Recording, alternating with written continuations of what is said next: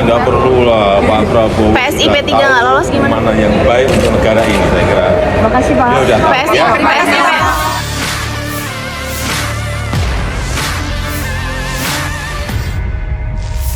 Presiden Joko Widodo enggan merespon dan memilih menyudahi wawancara saat ditanya nasib Partai Solidaritas Indonesia di pemilu 2024.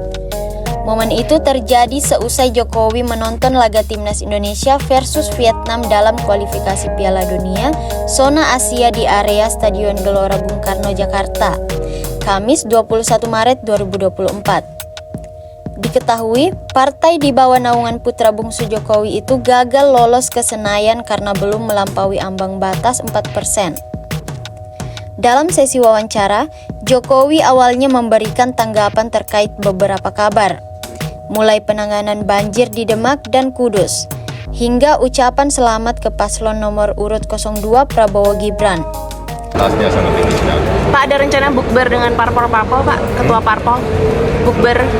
Kalau ngucapin selamat udah nggak Pak? Ngucapin selamat udah nggak Pak ke Pak Prabowo? Oh, udah lewat telepon sudah kita ucapin selamat. Sama Mas Gibran juga? Sama Mas Gibran juga? Kita ucapin selamat. Udah. Ketika ditanya soal PSI tak lolos parlemen, Jokowi enggan bersuara dan memilih melangkahkan kaki menuju pintu keluar. Pak Prabowo. PSI P3 nggak lolos gimana? Mana yang baik untuk negara ini, saya kira.